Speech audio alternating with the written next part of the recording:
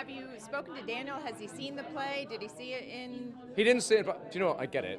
I get why he wouldn't necessarily want done. to sit in an enclosed space with 1,600 Potterheads.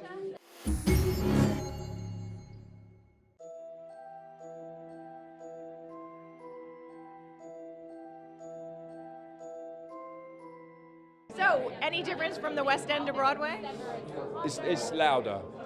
It's a lot louder here, and I like it. A lot louder. There's a lot more volume in the auditorium. Bouncy. You guys are bouncy. Yeah. Front-footed. bouncy. Yeah, front-footed is the word I would use. I love it. It's brilliant. They're quite vocal in their love and opinions. No, it's a joyous thing. I've never felt you come on and they applaud, you go off and they applaud. But it's a joy of seeing a thing. And I know I'm going to talk about hashtag keep the secrets, because a lot of the secrets that are being kept is what the production does in front of people's eyes. And I'm so loving that people go, did I? No. What? Yeah, it's that. And that's what it's joyous. So therefore people are going, I need to share with you how I'm feeling. That's what I realize, especially here. Whereas, especially in London, people are going, yeah, let me process this a bit more. Was there any apprehension from you or any challenges that you had? There was, but we were brought back down to earth by John Tiffany, who just said we're going to rehearse this play and treat it as any other play. And we were tucked away in this aircraft hangar in East London for weeks and weeks and weeks and weeks, and forgot that we were doing this play that with these characters that millions and millions and millions of people knew. And by the time we'd rehearsed the play and fell in love with the play and hopefully navigated our way through these characters, we were in a position to just get on with it. And I think it's down to him and down to Sonia Friedman and Colin Callender that we were protected from all of that and allowed to create what hopefully is something that's beautiful and magic. You know, it's a very different theatre culture here, so making sure that we could bring the show over from London and still retain everything that we wanted to about it. So there's all those kind of practical issues. We knew that there was a fan base here that would want to see it, and you know, you can hear them today kind of expressing that.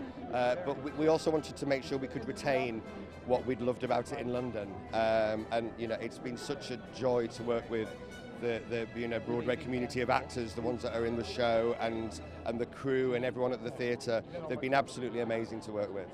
It takes a long time to put it together as well, 100 days getting from first day of rehearsals to the dress rehearsal, and then weeks of previews, tinkering with it and listening to the audience and figuring out what works and what doesn't, and now we get to let go.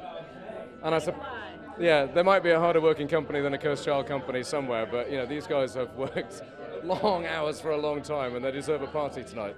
I think there were challenges. It was just really good fun. I remember John, the director, was just let us sort of be very free with it. There was never a pressure of it being Harry Potter. It all just felt like we were making a play for us without the sort of fanfare of it. It was a really sort of honest and true process, What John Tiffany said to both me and Anthony at the beginning of the rehearsal process back in London is we don't have 7 books to go on. We've got 4 pages.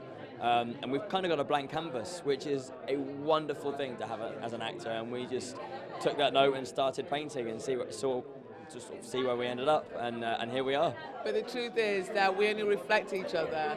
And when we want to tell great stories, you go, does that work? Did that work? What kind of time? But you also trust yourself, because creating Hermione with this company has been very easy, because Jack Thorne with JK have written this beautiful story, and John has honed it and made it sing in a different way from the page to the stage. That wonderful cliche, but it's true. Hopefully they'll feel we do justice to who Harry, Hermione, Ron and Albus and Scorpius are now, and why they're like that, and hopefully we take them on an emotional journey. That was what we tried to make.